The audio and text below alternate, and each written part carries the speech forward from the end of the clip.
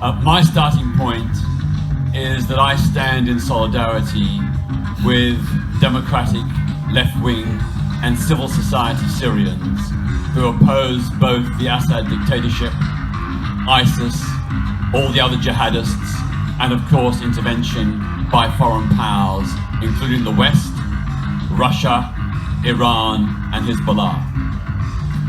They began their democratic revolution in 2011 as part of the Arab Spring. They called for democratic, free and fair elections. They called for an end to Assad's police state. Assad's police state was not some new invention. It had existed decades before under Bashar's father Hafez. There never have been free and fair elections in Syria for more than 4 decades. In those 4 decades, the regime has censored the media, arrested journalists, lawyers, human rights defenders, trade unionists, leftists, LGBT people, and women's rights campaigners. Syria under Assad, both the father and the son, was a fascist dictatorship and is today a fascist dictatorship. I stand with the Syrian people against that dictatorship and against all foreign intervention. I want to see the people of Syria being able to choose their own government freely and fairly in democratic elections based on a free and open press, the right to protest, and all other human rights. It is simply not true that what happened in 2011 was engineered by the West. There may have been Western leaders and military and neocons who wanted regime change in Syria, but that did not in any way influence the mass movement of millions of Syrians for democracy and human rights. The response to those peaceful protests was that the Assad dictatorship turned the police and army on the people, shooting them dead. At the same time, Assad released Islamist terrorists and preachers who were in prison in order to justify that he was going to fight a war on terror. The whole argument, the equation that it's Bashar al-Assad against the terrorists is a fiction. It is Bashar al-Assad against his own people. And what has happened in Homs, Aleppo and many other cities over recent years, the mass indiscriminate bombing has echoes of Guernica in the 1930s in Spain, when the Luftwaffe and Franco's forces bombed that civilian populated area. The vast majority of people killed have been killed by Assad's forces and more recently by the Russians. Every human rights organization documents that and corroborates it. Likewise, we know that the vast majority of dead are civilians, including women and children. Not Islamist fighters, not jihadists, but civilians. It is a war crime to indiscriminately bomb civilian areas. Yet that is what Assad and Russia, his neo-imperialist allies, have been doing in recent years. Bombing civilian populated areas, just like Henry Kissinger did in Vietnam and Cambodia in the 1970s. And he too is a war criminal and should be put on trial. What has happened is a war crime, not just because of the bombing of civilian areas, but because of the bombing of hospitals, mosques and schools, which are also forbidden under the Geneva Conventions. I hold no sway whatsoever with any Western government. I do not take any cue from Western governments or military leaders or from the mainstream media.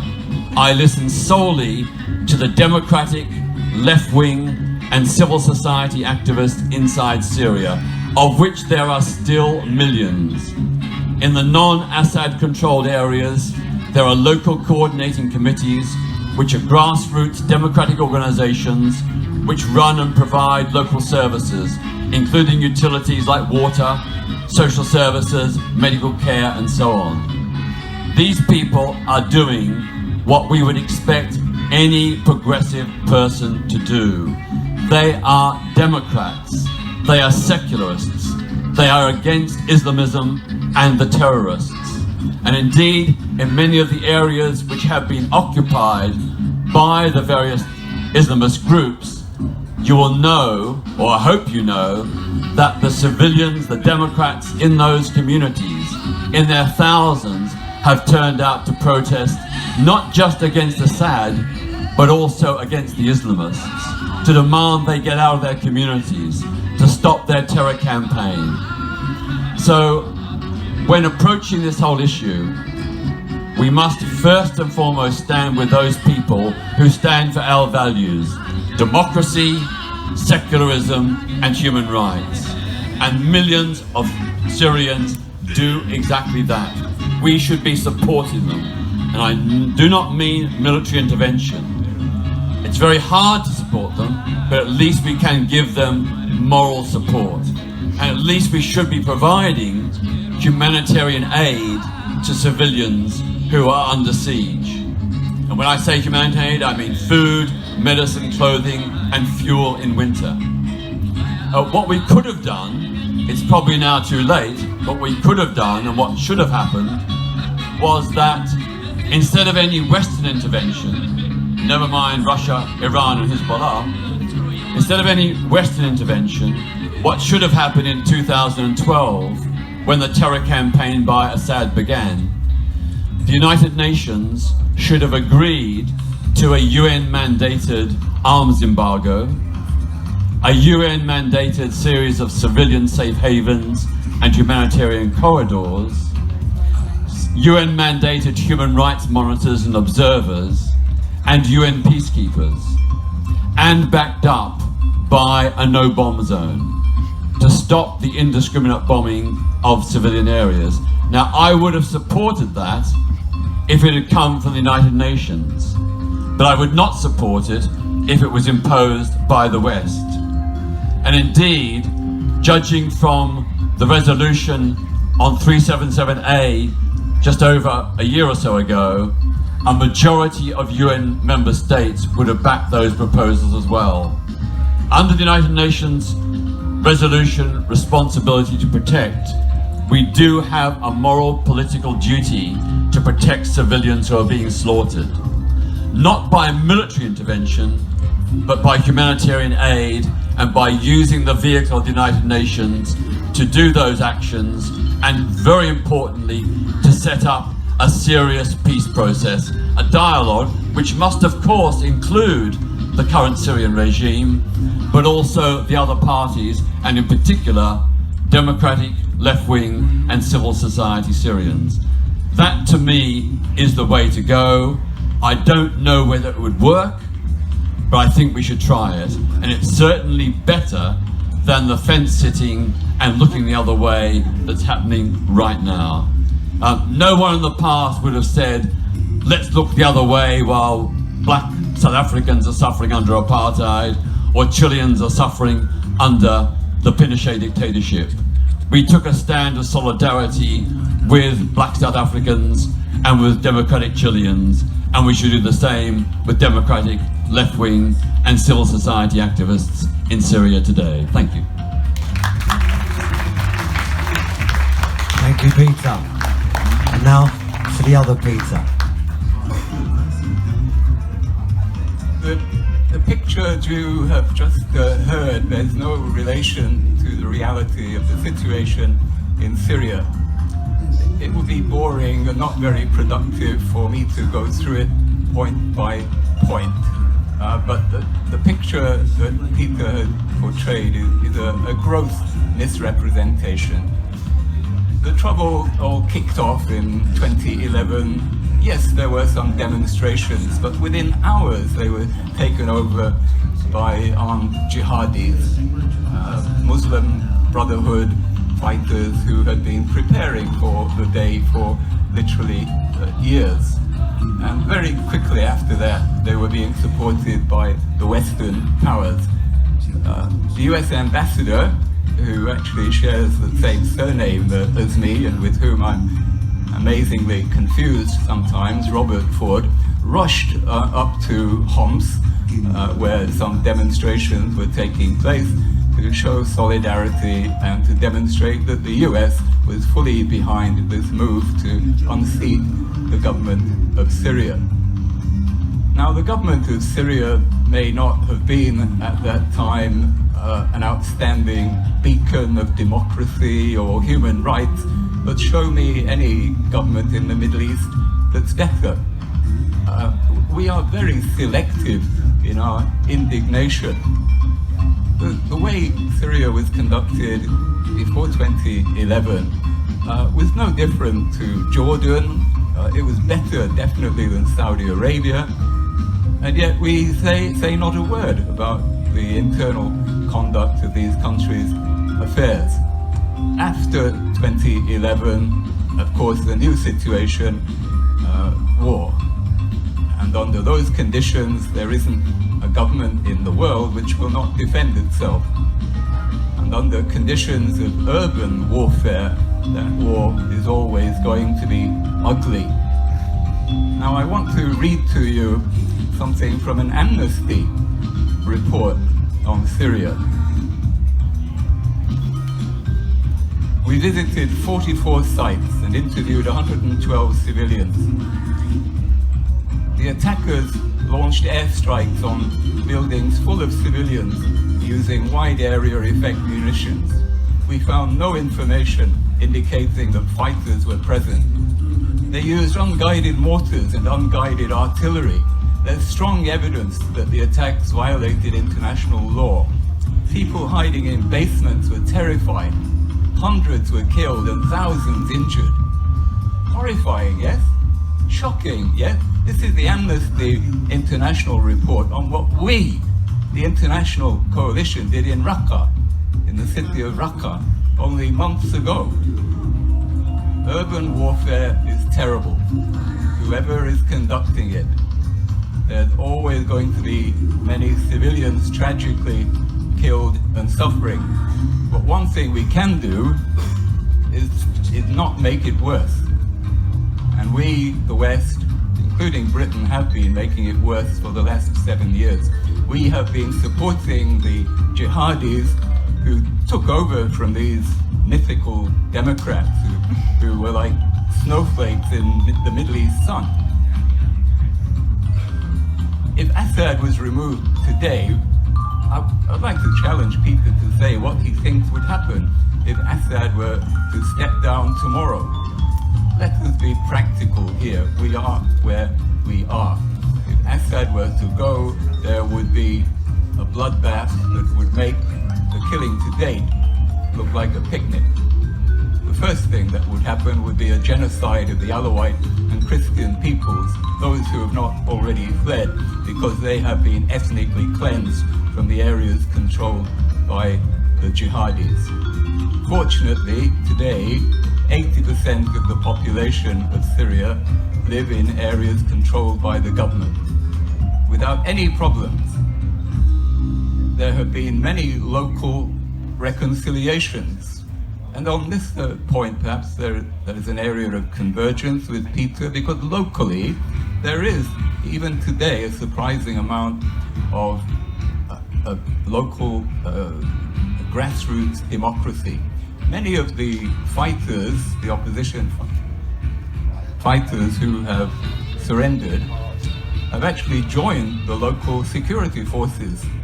They gave up their heavy weapons, but they've been allowed to keep their light arms and now constitute the local police. This is not the action of a tyrannical, brutal, flesh-eating government such as it's being portrayed. This is the action of a government that is trying in an incredibly difficult situation to reconcile all its peoples. It's claimed that Assad is a tyrant. Well, look around the Middle East. Tell me, how is it we never call kings tyrants? Why are kings never called dictators? They get a pass. They get a pass. But actually there have been elections in Syria. You can argue about how democratic they are. The important thing is what happens today.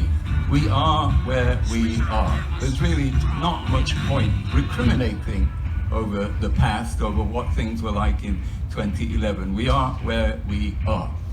And what the West should do, what Britain should do, is stop levying sanctions on Syria.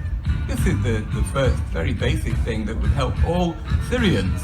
And I'd like to challenge Peter to say that he'll join me in calling on the British government to lift or to work for the lifting of EU sanctions on Syria, because they only penalize the people. I mean, clearly they haven't brought about regime change or caused the government of Syria to change its behavior. So what is the point? And these sanctions are as bad as the sanctions used to be on Iraq. We used to hear more about that.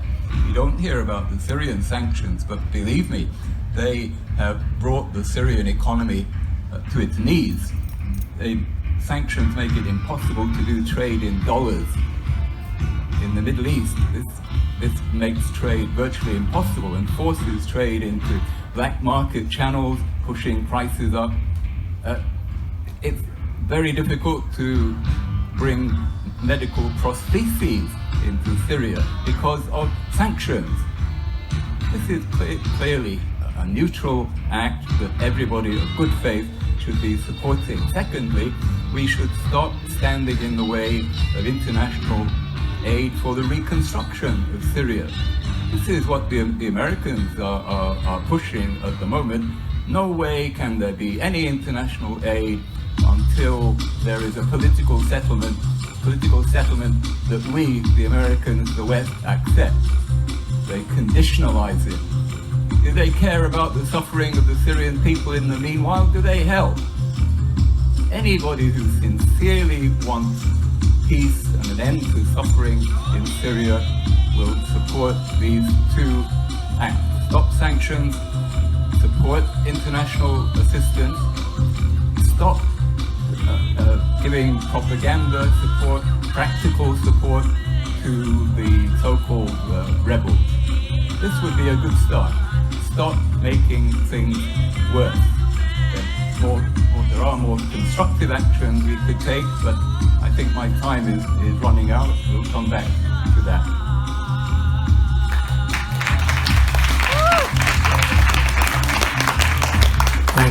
Thank you, Peter and Peter. And what I'm going to do, something unusual now, because what I want to do, I want to take some voices and opinions, and I want obviously Peter and Peter to answer each other's challenges and questions. But there's a time limitation. Both guys have got to run before 5:30. That's the bottom line. So we're going to be tight, yeah. But I wanted to do this. I wanted to ask you now, as a people here, right, on a show of hands, where's the current sympathy lying in it? Do you feel more inclined to Peter Ford's account, or do we feel more inclined to Peter Tatchell's account of the? Show your hands. Who feels more inclined to Peter Ford's account?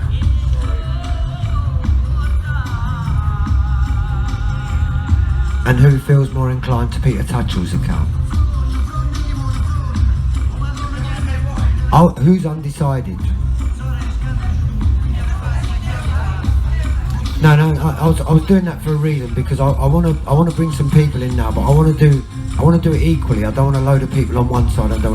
But I can tell you for now that what that showed is that most people in the Peter v Peter was on Peter's side, Peter Ford's side, but it seemed to me that the undecideds were the majority there, it seemed to me, but that might have just been a snapshot. The first thing I want to do, before I give it out to the audience, because there were some direct points made there, I'm going to ask Peter in 5 minutes to respond to some of the challenges that Peter Ford made to him. Well, I'm very glad that Peter Ford did report the amnesty document about coalition casualties in Raqqa. And I indeed publicised that report as well.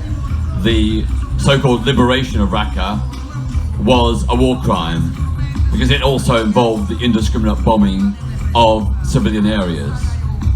It was good to get rid of ISIS, but not at that cost to the civilian population.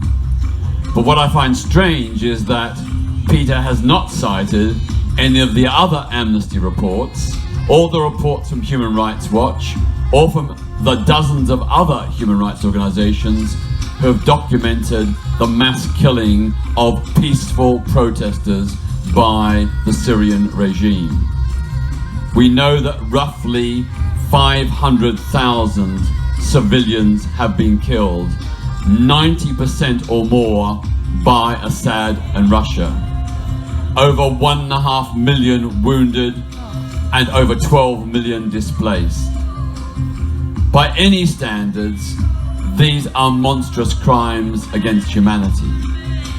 So I just ask again, selectively quoting from Amnesty is fine to make one point, but if you believe in Amnesty, if you think they're credible, why don't you quote all the other reports which firmly put Bashar al-Assad in the dock and say he should be indicted for war crimes? On the question of the evidence, there is so much evidence out there, including evidence smuggled out from defectors from the regime who have documented thousands of photographs of political prisoners and others who have been arrested, tortured and murdered. Just in the last few days we've had dozens of documents released by the Assad regime itself which confirm the killing of bloggers, of democracy campaigners, of people who worked in search and rescue teams.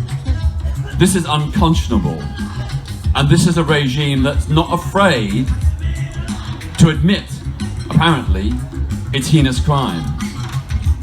So far, it's got away with impunity. I think there is a very strong case for the International Criminal Court to issue arrest warrants for Assad, his key government ministers and military officials, plus the Islamist extremists in ISIS, al-Nusra and the other jihadi organizations. All those who've committed war crimes on whatever side should be held accountable and should be given the clear message that you are indicted for war crimes. Now, of course, implementing and executing an arrest warrant is difficult, but symbolically, that is hugely important to send a signal that the world is watching, that we have the evidence. And the evidence is overwhelming. The evidence is absolutely overwhelming. Now, the final point I'd make is, I was asked what would happen if Assad stood down. And the suggestion was there would be a genocidal bloodbath. No, there wouldn't. Assad and key people should stand down, undoubtedly, but there could potentially be a government of national unity, including elements of the existing Syrian regime and its police and armed forces, who would maintain security and stability, but do so in coalition with the democratic opposition, not the Islamists. And I find it strange that Peter keeps on dismissing the democratic opposition, suggesting there's some tiny, insignificant, or he even used the term mythical democratic opposition. Hey, we all saw the films, the videos. They weren't faked. There were hundreds of thousands, even on one occasion over 1 million people marching, and their cry was freedom, democracy. Nothing about Islamism or terrorism. So I think we need to say very clearly that supporting the democracy movement, and for the democracy movement to be part of a new government of national unity, is a way forward and would not lead to the fratricidal, genocidal strife that Peter predicts. There should be no coalition, no unity with Islamists and jihadists and terrorists. I agree. But for the Democrats, the Syrian left and the Syrian civil society organizations, they should be part of the new post-Assad dispositions. Thank you, Peter. Peter, can you respond to that? Well, I noticed Peter declined to respond about sanctions or the way the West is blocking international assistance for the recovery, but perhaps he'd like to... I apologise, I forgot that. I don't support generalised sanctions, but I do support sanctions targeted at regime officials, but not if they affect or harm ordinary people, not if they harm the civilian population. So only targeted sanctions, and I think, to be honest, they will have limited effect. But again, it's symbolic.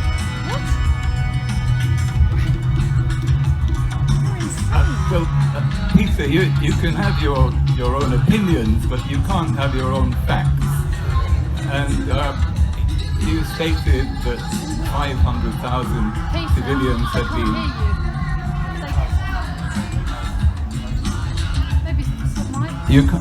You can't have your own facts. You stated that 500,000 civilians had been killed. Well, I'm afraid this is a gross exaggeration. Nobody actually knows how many people have been tragically killed in Syria, but approximately half of the numbers that have been killed are combatant fighters. Over 100,000 government army soldiers have been killed. Many jihadi fighters have been killed. So your numbers are perhaps about 1/4 or 1/3 correct. And that is your argument.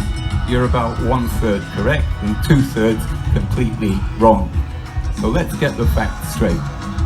Amnesty, they didn't get their facts straight, and they've had to row back on disown parts of some of their reports, because they have relied on very dubious witnesses, in one notorious case on one single individual, on which they erected this case about the thousands of victims, and they showed photographs that actually turned out to be photographs of war victims, not victims who died in prison. So you have to be selective when you're dealing with Amnesty and Human Rights International, because let's not make angels of these human rights organizations. They have been infiltrated by Western intelligence agencies and heavily influenced by them, and they are fed a lot of information by them. You have to use your own judgment, people. Be selective.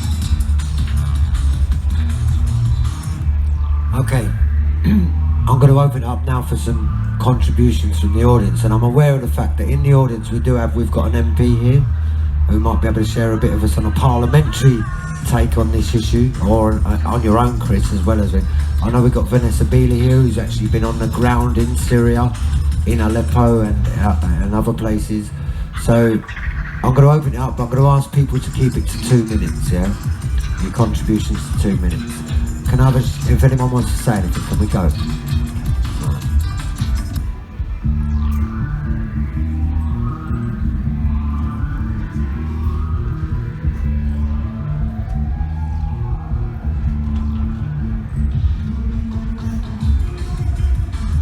Thanks. So I don't think anybody would in the room would not be supportive of genuine sort of grassroots activism in Syria. Isn't the danger that by opposing Assad now, you're supporting the US's great game, its pathway to Iran?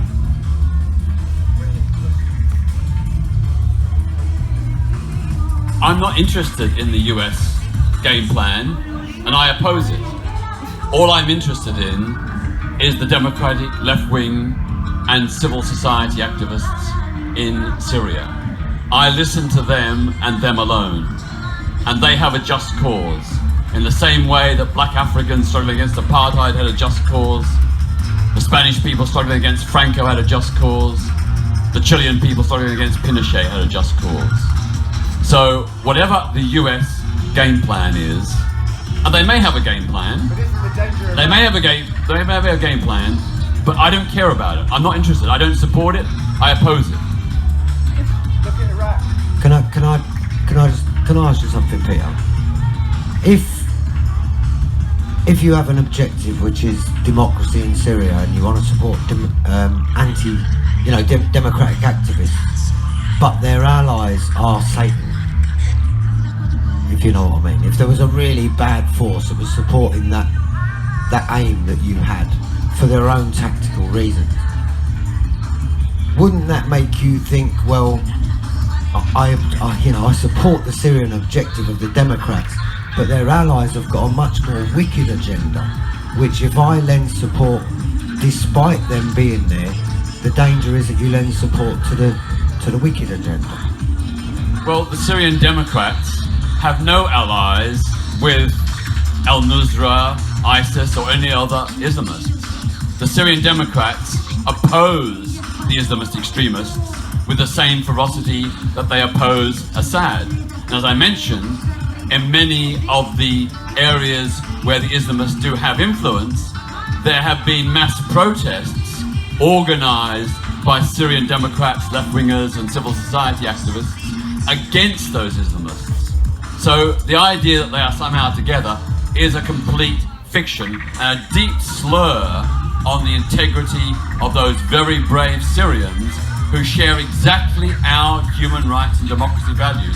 How can we talk about wanting democracy and human rights in this country if we won't support the people who want exactly the same thing in Syria today?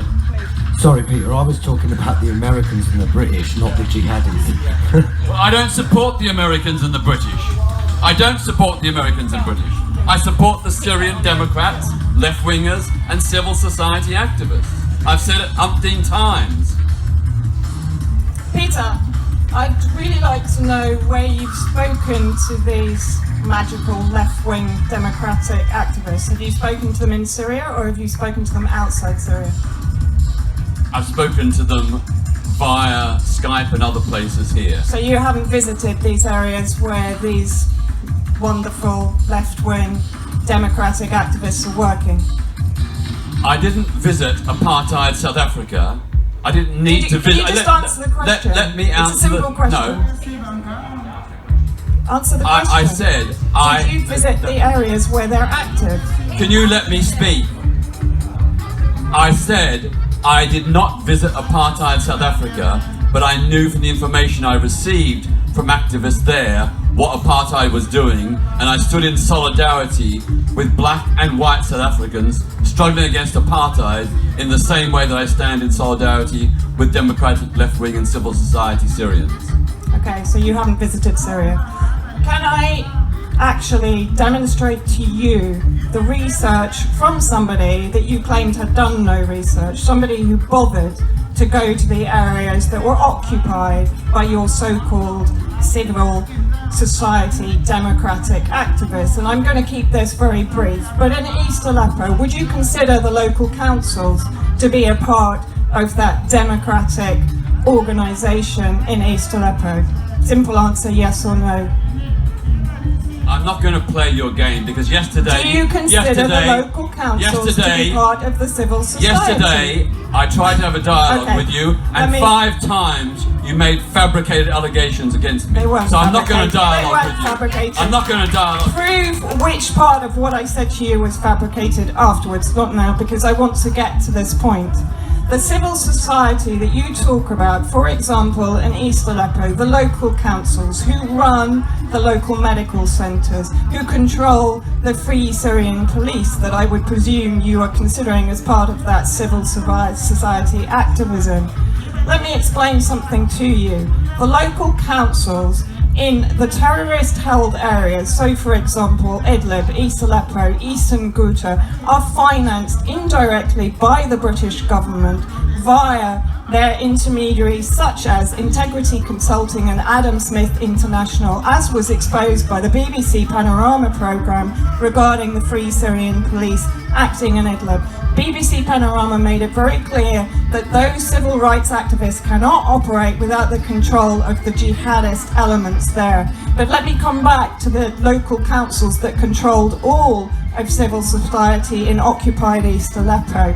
Now, the president of that local council, elected by your so-called civil society activists in 2013, all of this is documented.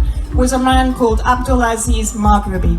Abdulaziz Maghribi was a part of the armed invasion of East Aleppo in 2012. He was an armed militant with the Tawhid Brigade funded by Turkey.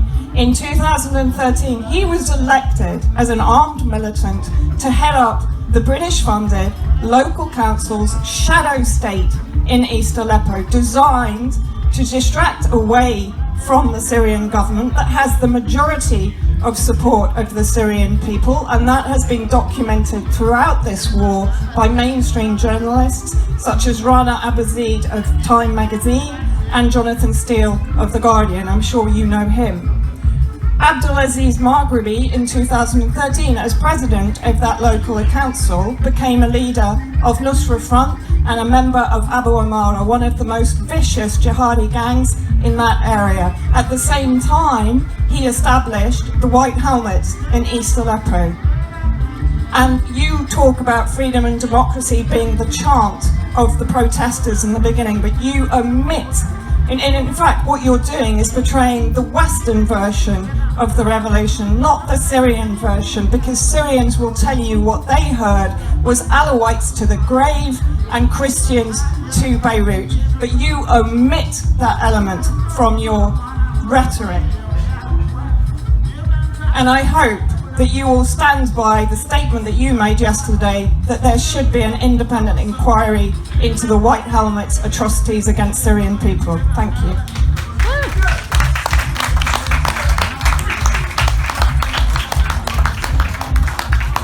I can only reiterate that I know, and human rights organisations know, that there are millions, hundreds of thousands and possibly millions of Syrians who still hold true to the ideal of a democratic, secular state that respects human rights, that opposes religious sectarianism, that opposes Russia, Iran, Hezbollah, Assad, and all the Islamists. What you are doing is negating the agency of civilians in Syria who do not support Assad. You seem to be suggesting that no such people exist, or they are marginal and insignificant. I'm saying that the evidence is they are very significant, very substantial, not as substantial as they were once because so many of them have been murdered by Assad and Russia, but there are those people there who stand true to the same democratic secular ideals, and you are trying to say they're not important, they don't exist. I find that very sad. Peter, they exist, but do you know what they say to me? The actual opposition inside Syria that I've spoken to, they say to me, we want reform, we want change, but we don't want to kill Syria to achieve it, and that is what you should be supporting. Well, the Democrats are peaceful and non-violent. Oh. The democratic left-wing and civil society campaigners Who are they? in Syria are committed to non-violent resistance. They do not support any kind of armed struggle or any Islamist agenda. They want a negotiated settlement, and they would get it and were prepared to have it if Assad allowed it, but he won't. Just this week, I think, Assad's security chief, Jamal Hassan, has said that 3 million Syrians are wanted for arrest and trial, meaning not just the Islamists, but the Democrats and the human rights campaigners as well. Unlike Peter, I have been to Syria last 2 years in a row. I was there this April. I got woken up in Damascus by Theresa May's bombs, waking us up in the middle of the night. I was in Aleppo in April, in Homs the previous year, and Aleppo. The picture that Peter is painting here is utterly absurd when you are on the ground inside Syria, and any of you are free to go there and find this out for yourself. Vanessa Beeley here, you said you've never heard of her. This woman has been on the ground in Syria. She's put her life at risk to bring first-hand testimony out of Syria from Syrian people on the ground. I've met Syrian civil society, and they are crying out for Vanessa's voice to be heard, and Eva Bartlett. Those two women are absolute heroes. They have both risked their lives. You can go on 21st Century Wire and read Vanessa's piles of evidence that she's gathered, not from one person, and there's no reason why anyone cannot return to Aleppo, because I was there in April and Aleppo is thriving. What is it? A million people have. I was in Jebrin refugee camp last year. People were there, they couldn't return to Aleppo because of the jihadists that we support. Moderates do not exist. Get past this propaganda. Do not listen to your corporate media or the people that feed Peter Tatchell with his absolute rubbish. Even a NATO report that was suppressed, I think 2012, estimated Assad support among the people at 70%, and it's even higher now. You go to Syria. I've been to Damascus. I've walked the streets. I was in East Aleppo last year, 4 months after the liberation, because that is what the people call it, their liberation. People came out of their houses to tell us what they'd suffered under the terrorists, and they call them by no other name. You stand in front of an old man who says the terrorists that your government supports killed my 6 children in front of my eyes. Go to Homs and speak to another old man who said when the jihadists came, when the terrorists came, that your government supports, when I wouldn't join them, they killed my 3 grown-up daughters in front of me, one of whom had just had a baby. These stories go on and on and on. Go on 21st Century Wire. Don't listen to someone who's never been to Syria. And what an insult to say there was no democratic election. It was observed by a team of international observers, including from the USA and Canada, who actually held a press conference to object about the distorted reporting. What an insult to the people Eva Bartlett, another great journalist, observed, walking in their hundreds through the sun to get to the embassy in Beirut so that they could vote. Come on, open your eyes, people. This is sparkly, but time's moving on, and both Peters have to go in 5 minutes tops. 1 minute tops, yeah. Peter, I'm conscious here. I need you. Well, the people of Syria are voting with their feet. They are streaming back into Syria in their thousands every week. If Syria was the Syria the picture painted by Peter Tatchell, this would not be happening. And you know what? Our government and the American government, all the Western governments, are discouraging, actually actively discouraging this movement of Syrians back into Syria because they don't want the Russians to have a success. I'll leave you with that thought. Peter paints one picture, I paint a different. What about the millions who left Syria and 90% of them said it was not to escape ISIS, but to escape Assad? Millions. Over 6 million fled. Over 6 million. People returned to Aleppo and they're living in peace. We'll have to agree. We will have to agree You've to just. never been there. You've never been there. Look, you don't have to go somewhere to know the facts, and we all know the people. We all know the people who went to the old Soviet Union and praised Joseph Stalin. It's a beautiful day. What a beautiful day. That's the way to end it, because it's going to kick off there. Thank you, Peter Tatchell. Thank you, Peter Ford. God bless you all, mate. It's brilliant.